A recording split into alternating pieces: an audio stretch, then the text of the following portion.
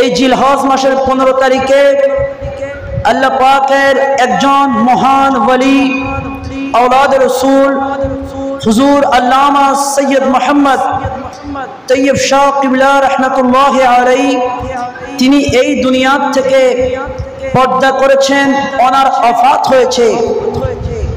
তিনি এমন একজন ব্যক্তিত্ব যিনি দিন ধর্ম মজহব মিল্লাতের জন্য অসংখ্য খেদমতের নজির রেখেছেন। বিশেষ করে ওনার আব্বাজান আওলাদ রসুল সৈয়দ আহমদ শাহ সিরিকুটি রহমতুল্লাহ আলাইহিকে ওনার পীর যিনি 30 পারা দুরূদ শরীফের কিতাব লিখেছেন হযরতে খাজা আব্দুর রহমান চহরবী রাদিয়াল্লাহু তাআলা আনহু, তিনি বলেছিলেন যে ये पाक चीज ले लो, পাক জিনিস পবিত্র জিনিস তোমাকে দিলাম, এটি তুমি গ্রহণ করো। সেই পবিত্র জিনিস থেকে তৈয়ব, যার ব্যাপারে ওনার বাবা নিজেই বলেছেন তৈয়ব মদরজাত ওলি है, তৈয়ব का मकाम बहुत ऊंचा है।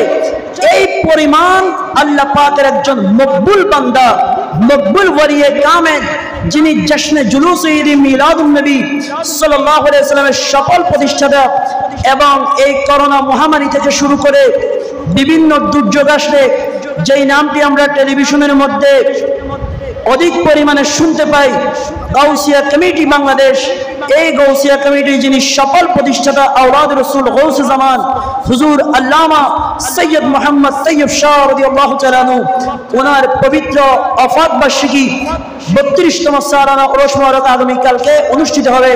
আল্লাহ পাক হুজুরের তাওয়াজ্জুহ ফয়েজ ও বরকত আমাদের সকলকে দান করুক। সকলে বলুন আমিন।